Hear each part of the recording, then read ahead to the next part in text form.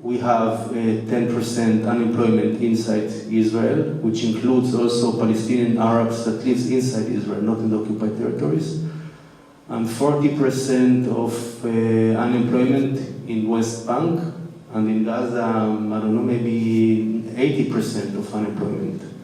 Today, I mean, we're trying to think why do they do that? Why do they enter Israel to work in these conditions, and sometimes they don't even have work?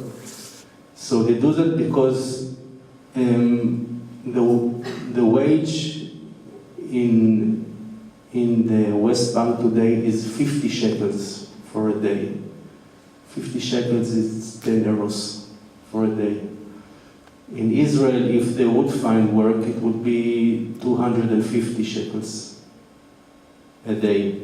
Il y a surtout le fait que les factories, les entreprises palestiniennes sont pratiquement à l'arrêt parce que comme il n'y a plus moyen de circuler à cause des checkpoints, à cause du mur, ils n'ont plus accès au marché, ils ne peuvent plus entrer leurs produits en Israël, par exemple même l'agriculture, puisqu'à l'origine, au départ, la Palestine est un pays dont l'économie est essentiellement agricole. Et les petits patrons palestiniens ne peuvent pas n'engagent plus, ou bien alors c'est au jour le jour, sans contrat, sans assurance. Mais de toute façon, il est exact que maintenant, on a rencontré des travailleurs aussi qui attendent le long de la route, mais ils doivent passer le mur. Donc, il y en a qui partent à 3 h du matin chez eux, qui doivent passer le mur avant l'eau, en escaladant avec des cordes sans se faire attraper par les soldats, etc. Et puis ils attendent au bord de la route pour se faire éventuellement engager. Parfois ils attendent plusieurs jours, ils ne sont pas engagés. Et le salaire qu'ils ont, s'il est peut-être meilleur que ceux qu'ils auraient en Palestine, ou bien tout simplement en Palestine, ils n'en est rien, il est quand même bien moins bon que celui des Israéliens qui travaillent, eux, dans des conditions entre guillemets normales. Par rapport au risque que prennent les travailleurs palestiniens quand ils vont travailler illégalement en Israël, si les sans-papiers, quand ils sont arrêtés, ils sont souvent mis en centre de rétention et puis expulsés dans leur pays. Là-bas, on ne peut pas les expulser puisqu'ils sont dans leur propre pays. Mais qu'est-ce qu'ils risquent? Est-ce qu'il y a souvent des arrestations? Est-ce qu'ils sont mis en prison pour avoir travaillé illégalement en Israël? Ils nous ont raconté le parcours, par exemple, partant de chez eux à 11 h du soir, à pied, d'abord en taxi, puis à pied jusqu'à un endroit, puis en escaladant la montagne. Et puis quand ils arrivent au mur, ils ont 40 secondes entre deux passages de la Jeep pour vite passer sans qu'on les voit ou sans que le projecteur, si on les voit, ils tirent. J'ai posé la même question que vous, les soldats tirent, sinon c'est tout. Et puis, s'ils sont attrapés de l'autre côté, une fois qu'ils ont passé le mur, là ça dépend, ils peuvent avoir 1 jour de prison, 2 jours de prison, mais Israël a cette particularité qu'on peut faire de la préventive pendant je ne sais plus combien de temps, mais du genre 1 an ou 2 ans, je ne sais plus, je ne me rappelle plus exactement, mais c'est astronomique, quoi. Donc oui, ils vont, peut-être la première fois pas, mais la deuxième fois ils vont en prison, ils y restent longtemps. There are recent independent studies that shows that migrant workers, irregular workers, are criminalized in Europe, and their basic rights, human rights, are neglected.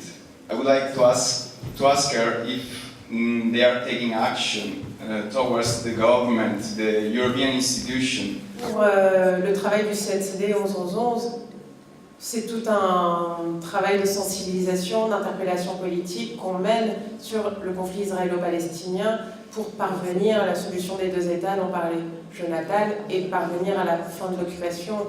Donc c'est les campagnes de sensibilisation que vous avez peut-être connues pour arrêter la construction du mur, qui a été jugé illégal par la Cour internationale de justice en 2004.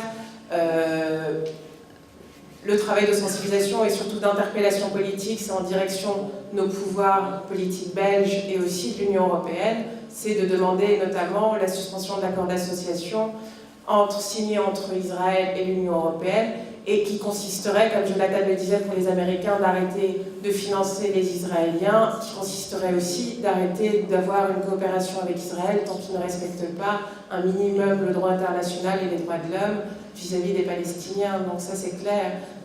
La demande que moi j'ai entendue de beaucoup de Palestiniens, c'est d'organiser le boycott des produits israéliens ici en Europe. C'est une demande qui revient pratiquement de toutes les ONG, de toutes les organisations palestiniennes. S'il y a cette demande pour nous d'agir pour boycotter les produits israéliens, les Palestiniens, eux, sont contraints de consommer beaucoup de produits israéliens qu'ils ne peuvent plus produire eux-mêmes. Inside Israel lives another 1 million Palestinians that they do have right to vote.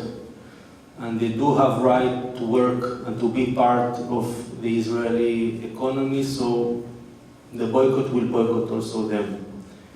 I don't believe in boycotting Israel when, I'm not talking about Belgium, I'm talking about Europe, when Sarkozy is the president of France, and Berlusconi is the president of Italy, and Angela Merkel is the president of Germany. All of them are friends of Israel. So on what kind of boycott are we talking about? When boycott, it means that I would never come here to speak. This is boycott on Israel. So I think that the pressure that Europe needs to do is, first of all, a political pressure on their own government.